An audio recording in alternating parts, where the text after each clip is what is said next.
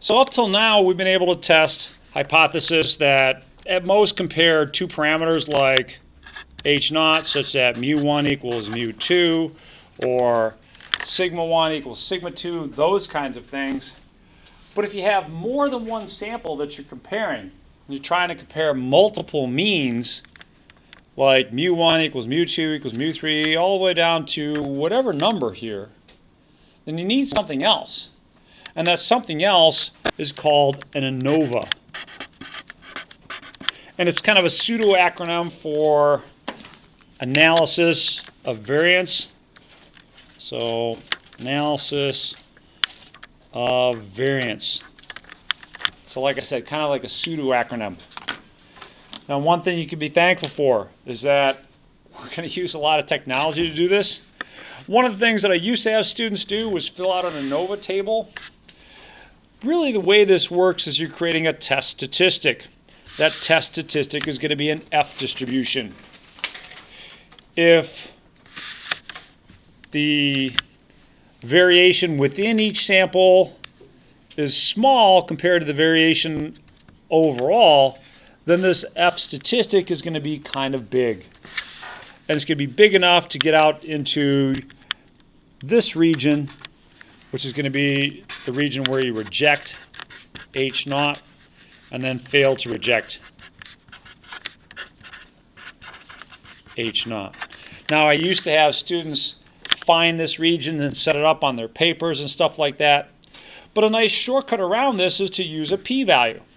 The p-value is doing the same thing. It's just you don't have to find this. You just find out what's the probability of getting something this extreme or more extreme. And if that area is less than your alpha, well, that means your p-value is less than alpha and you're going to reject. So now, there are a couple requirements for an analysis of variance. I'll talk about those when we do example B. But right now, let me compare and contrast what we've done with where we're at. So this is what we've done. We did that in a couple sections. I think it was 9.2 and 9.3, where we tested and compared two different population means, two different sample means, and said, well, are they coming from the same population or not? In this chapter, in section 12.1, we're going to compare multiple means. Now, for me, I'm most happy if you do things like label your means, like mu sub small, mu sub medium, mu sub large. That's great. Your alternative hypothesis is going to be kind of like what it was in section 11.1. It's the catch-all alternative. At least one of the above is different. That's the best you can do as an alternative. The alternative to this is not that this one is not equal this one is not equal this one. That's not general enough, so please don't write it.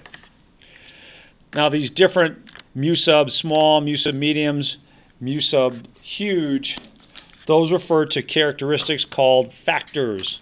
So the answer down here, the one that you should pick for that first blank, is this is a treatment or factor. You'll hear both of those used to describe the differences amongst your samples for an analysis of variance. Now, we're going to do what's called a one-way ANOVA. So, one way. That is, we're going to have one factor or treatment that distinguishes our different samples. There are two-way ANOVAs and other things like that, but we're just sticking with a one-way analysis of variance. And let's talk about some of the requirements for an analysis of variance. Now, the problem is asking us to decide which one of them is not a requirement. Well, the first one, the samples are simple random samples of quantitative data. Yeah, that one's that one's a requirement for sure. The samples are from populations that are categorized in only one way. That's what I was just saying right up here. They're categorized in only one way. The populations have distributions that are approximately normal. Yep, want that. So kind of by default, this last one has to be the one that's not a requirement. But let's look at what it says. The samples are matched or paired in some way. Well, that's not true. So our answer as to which one of these is not a requirement is actually this one. There's no requirement that they have to be paired at all. In fact, despite the way I've written some of my samples, they don't even have to be the same size sample. Your samples can have various sizes. So now in our first example, example C, we are going to have samples that are the same size. I think most of our examples are going to work that way. But let's take a look here. We got pages selected from a couple different authors: Tom Clancy, J.K. Rowling, Leo Tolstoy, and they mentioned the books here. The accompanying table shows the ease of reading scores for these pages that were randomly selected from each book. Use a 5% significance level to test the claim that books from these three authors have the same mean ease of reading score. So, and that's where we're going to stop for the moment. This is example C. Your null hypothesis. I would accept a couple things. The thing that would make me most happy is this. Mu sub Rawlings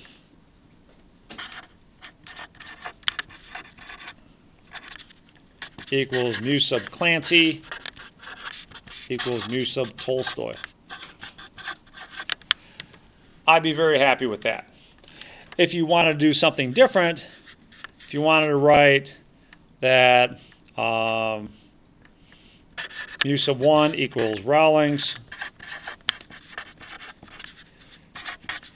mu sub 2 equals Clancy, mu sub 3 equals Tolstoy, that's fine too. Then you could get away with H naught such that mu 1 equals mu 2 equals mu 3. On the last test, I was a little bit more relaxed about that.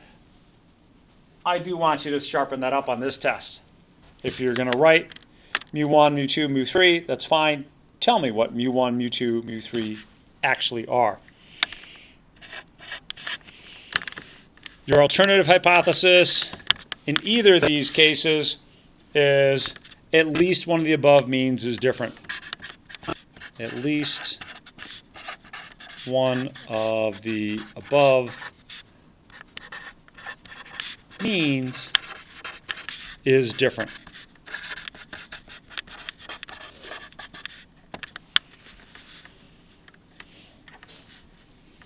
Okay. Looking good there. We're going to test this at the 5% significance level.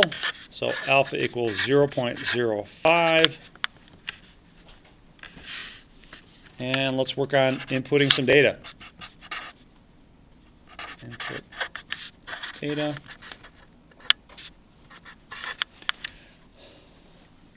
So you can grab this data off of the Google Sheet for section 12.1.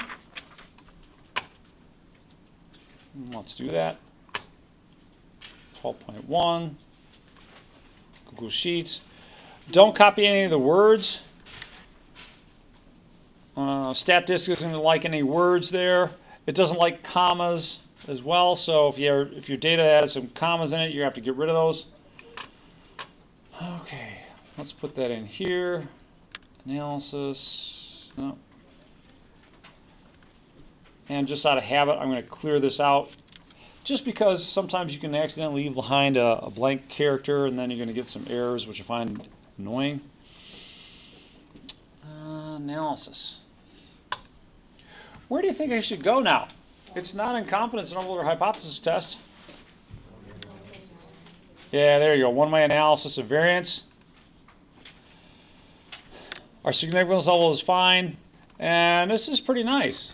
All you have to do is check off the columns that you want used or compared. Great. Columns 1, 2, and 3. Bam. Wow, hey, cool. It's not 0, 0, 0, 0, 0, 0. It's close, but it's not exactly 0. So our p-value. 0.00065. Nate, what conclusion does that lead us to? Reject. Good. So we'll reject H naught. Thank you. Reject H naught. Now, unlike our last section, we can actually go back and use our wording the hypothesis conclusion. So let me go find that real quick. That's this one. And it's helpful to look back and figure out, well, what's our original claim? Now, in this particular one, let's see if we can't find that. Yep. Test a claim that the books from these three authors have the same mean reading score.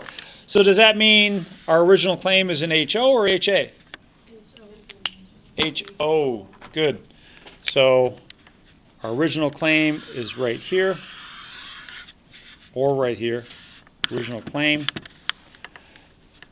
So original claim contains the possibility of equality, and we can write our conclusion that way.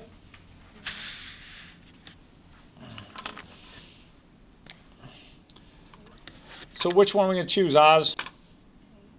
A. The original claim does contain the condition of equality. We rejected H naught, so there is sufficient evidence to warrant rejection of the claim that. And try and word it yourself. See what you can come up with. Compare it to what I write.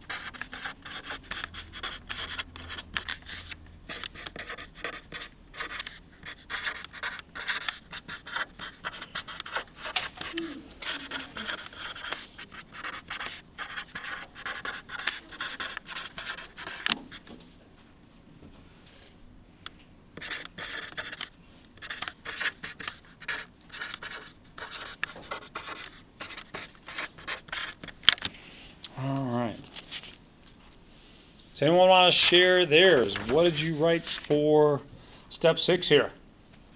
Want to get yours tested? See how yours stacks up? Let's go ahead. There is sufficient enough evidence to warrant rejection of the claim that the pages from books by the three authors have the same mean ease of reading score. Good. Sounded good. Nicole, want to try yours? It was the same thing. More or less the same thing? Yeah. Has anyone got anything a little different? All right.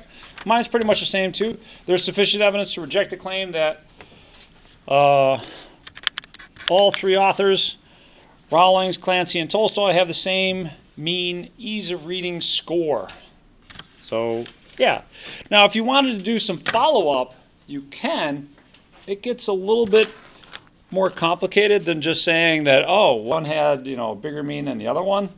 So, looking back at the data, I think I actually did calculate some means here for us. Let's just clean that up a little bit. And there. So it looks like Rawlings' books were the easiest and Tolstoy's were the hardest. But that extra analysis requires you to do a little bit more than just calculate some means. It'd be nice to calculate some confidence intervals.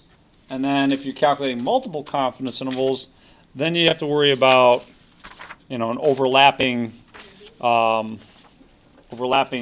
confidence levels and what happens to your overall level. So in the next page on your handout, you'll see something about the Bonferroni test. The Bonferroni correction method, it helps us figure out a way so we can make multiple comparisons after the fact and still have the same or desired level of confidence. That's going beyond our course.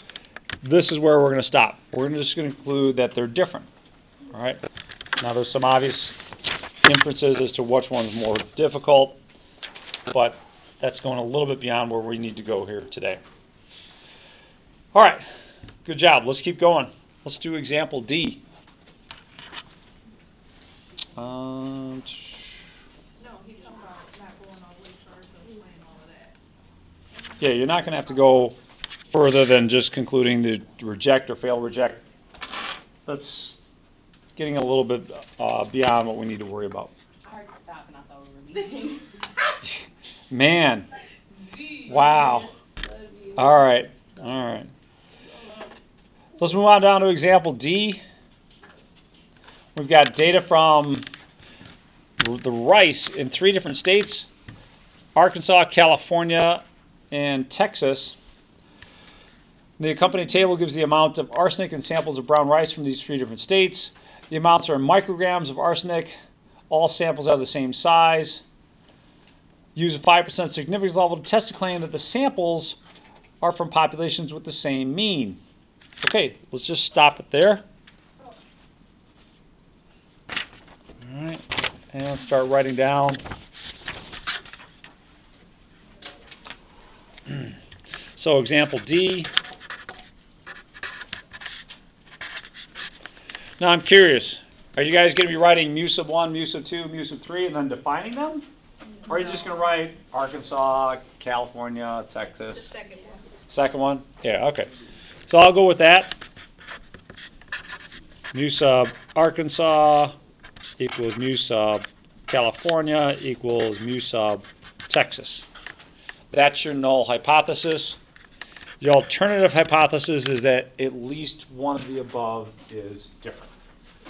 So at least one of the above means is different.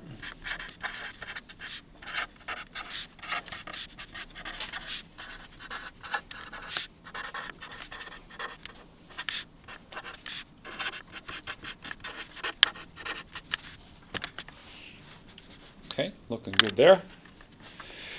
We're going to perform this test at the 5% significance level. 1, 2, 3. Input our data.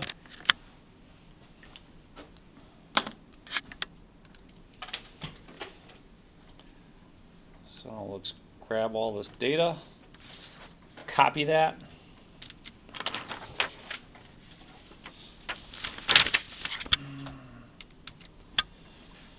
And let's see.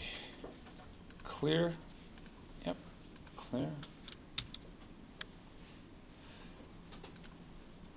One-way analysis of variance, columns 1, 2, and 3. What kind of p-value are you guys getting? 0. All right. Our favorite p-value that makes alpha almost redundant. So we get a p-value of 0. All right. P-value 0.0000. Sam, what's that mean we're going to do with H naught? Reject, I'm sorry. Yes, reject. Thank you. So we're going to reject H naught.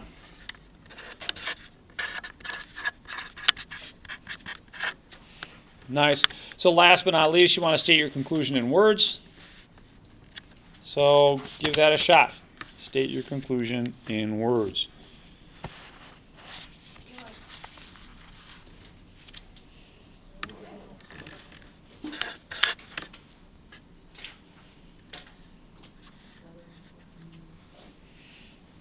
Let's see.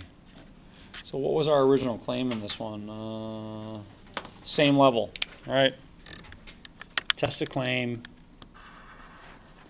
The samples are from populations with the same mean. So that's our original claim.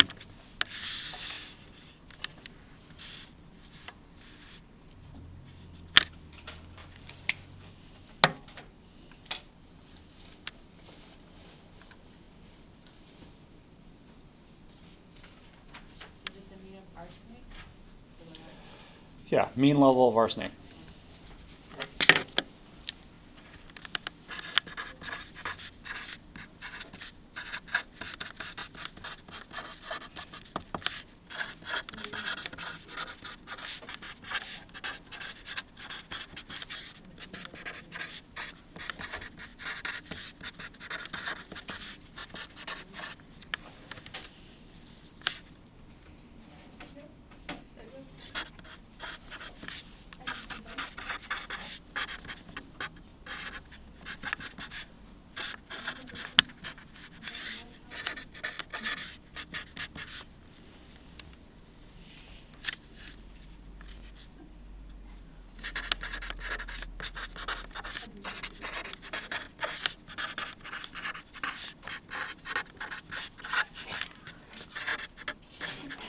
Oh my goodness. Okay. I'm hearing a cry to get out of here early. Jackson, I need to hear from you. What'd you write for your conclusion? I said, there is sufficient evidence to warrant rejection claim that the three states, Arkansas, California, and Texas, have the same mean level of arsenic. Oh, beautiful. I like that one. They have the same thing. That's like borderline extra credit. That's nicely done. So, somebody else want to try theirs? Nice job. Yeah. The exact same thing as home. Great minds think alike, right? Wonderful. Okay, cool. Yeah, I basically wrote kind of the same thing. There's sufficient evidence to reject the claim that the rice from Arkansas, California, and Texas have the same mean level of arsenic. So, pretty much the same thing. Let's flip it over to the backside.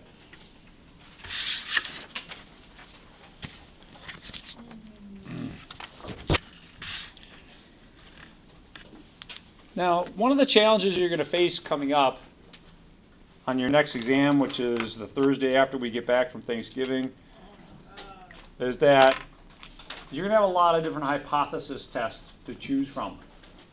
So it's like, well, which one do I choose? And for my money, if you saw some data like this, that's a pretty easy choice, because you're comparing 4 different samples. You know, different treatments to help grow poplar trees. But the bottom line is that there's only one test that we have that can handle mu sub no treatment equals mu sub fertilizer equals mu sub irrigation equals mu sub fertilizer and irrigation. There's only one test that can handle multiple means, and that's your analysis of variance. So kind of try and use some of these things as you're working through this to make sense out of your data and to try and figure out which hypothesis test you're going to do. Because that's primarily what I'm going to be testing you on is, do you know and understand which hypothesis test to do? Can you get started down the right path? So let's look at example E.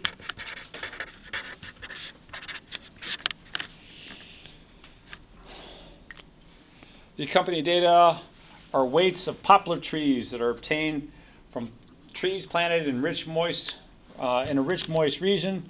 The trees were given different treatments identified by the accompanying table. Complete parts 1 through 8. Let's do the test and see if they have the same mean weight. So we're going to test H naught such that mu sub no treatment equals mu sub fertilizer equals mu sub irrigation equals mu sub fertilizer and irrigation. That's going to be our null hypothesis. No. We'll let Oz pick our own. What's our level of alpha? At least one of the above means is different. Okay. Oh, alpha, right. Yeah. I Yeah. right. At least alpha is one. My Well, bad. you're right as far as H naught is concerned. At least one of the above means is different. My bad. Is different. No, I had already said it before he even started running. All he had was No, she read me off this. All right, so back to you then. What's alpha? 0.01. 0.01. Oz wants to be very sure we get this one right, and that's fine. That's fine. We'll. You just like the 0.01? Okay. So there's step 1, step 2, step 3. Let's grab some data.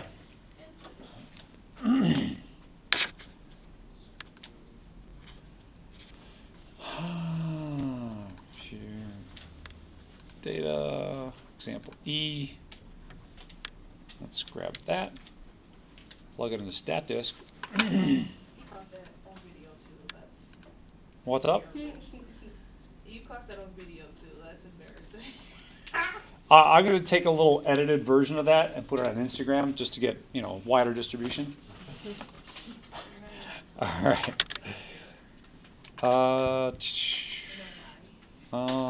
Actually, I am, but you won't find me. All right, let's see, one-way analysis of variance.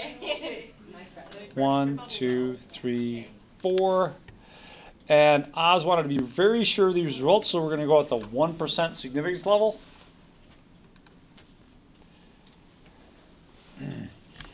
Not bad. What am I looking for right here? Yeah, our p-value. And our p-value, well, let's see, 0.00542. Did it make a difference that Oz said 1% as opposed to 5%? No. You would have rejected either way. So reject H naught.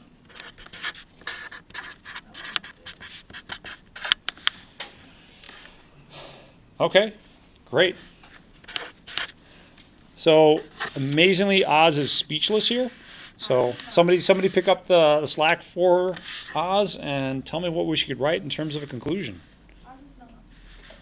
Oz is not, but Oz is going to give somebody else a chance to speak then. Oh my gosh. I guess you do have to teach a whole class. I do. I think I see Hattie there going, man, he hasn't called on me yet. Come on. All right. You've been waiting for it. He was hoping that he wouldn't get, past Thanksgiving without getting called on. So whenever you're ready, what would you say is our conclusion? Let's go with this as the original claim. Let's see.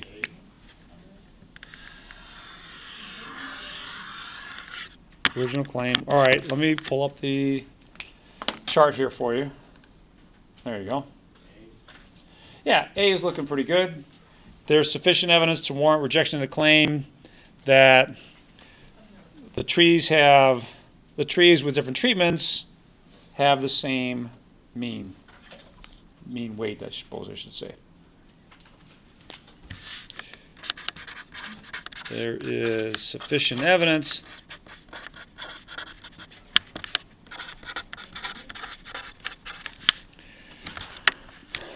to reject the claim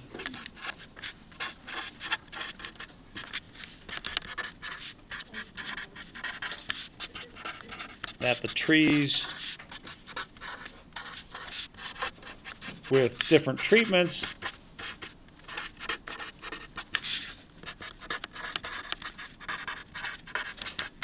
and here you can be like Jackson and earn that extra credit point. You can actually list out the different treatments, N, F, I, actually write them out. Stephen? So for problems like this where the original claim isn't really like clear, at least it wasn't clear, did you just pick whichever seemed Yeah, right? yeah. On this one I did kind of force in that the original claim was that they're all equal because it wasn't stated.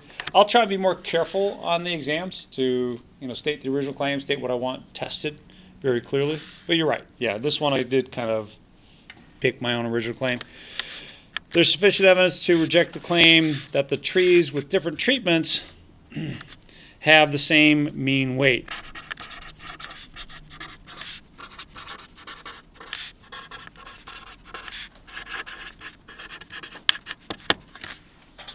Nice.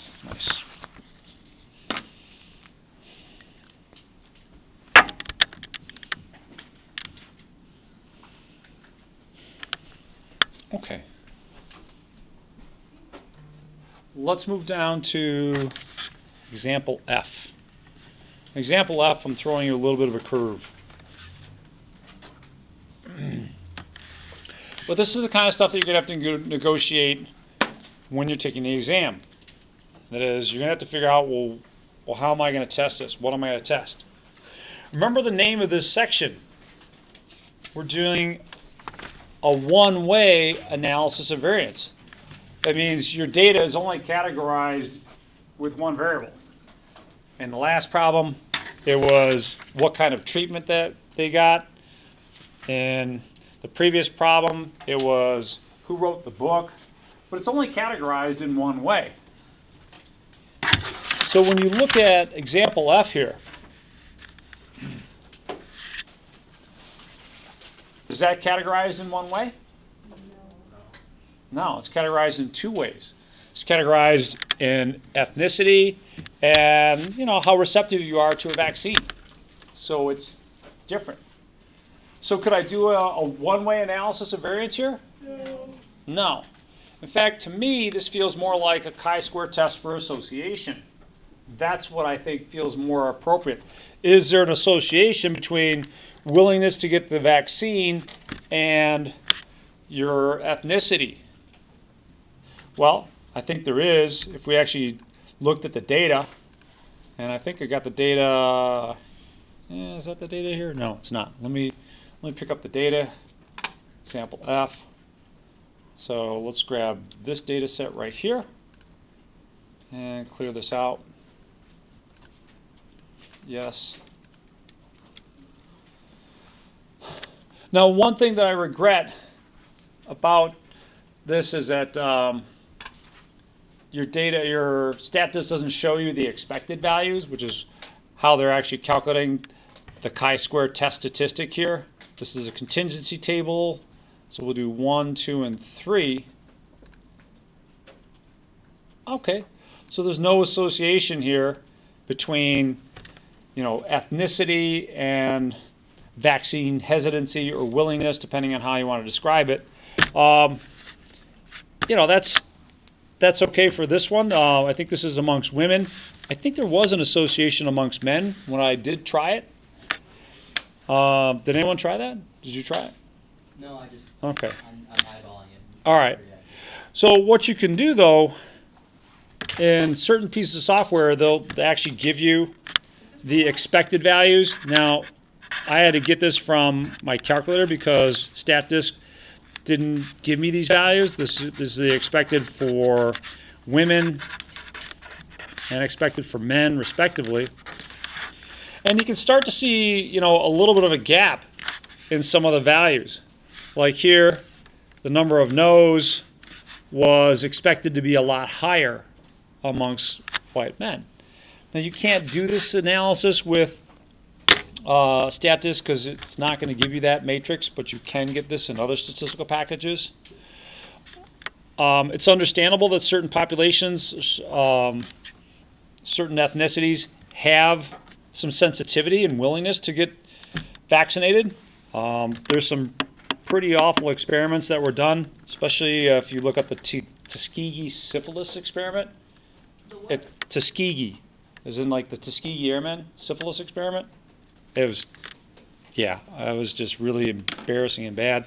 So I can understand some hesitancy amongst certain populations to get the vaccine. But overall, I'm pretty confident with the data I've seen that I can trust vaccines. In any case, the big detour here was just to remind you that when you face these kinds of things on your exams, you're going to have to decide, what are you testing? Generally speaking, if you got multiple populations, it's pretty easy. It's going to be an analysis of variance. But keep in mind that sometimes you're going to be doing a chi-square test for association too. But the chi-square test for association is categorized in more than one way, more than one variable. So that kind of rules it out for an analysis of variance. Thoughts or comments on this last one? Question. Yes, please. You said you would use a chi-square, for example, F? Yes. Okay. Why? Yeah. Because there's the two variables. Because you've got two. Yeah, the data is categorized not only by ethnicity but by your willingness to get a vaccine. So that's more than the one categorization. Up here, if you take a look, all this data came from different categorizations of the fertilizer treatment that they got or didn't get. So this one would be a chi-square test. Anything else? All righty. Have a great Thanksgiving and see ya.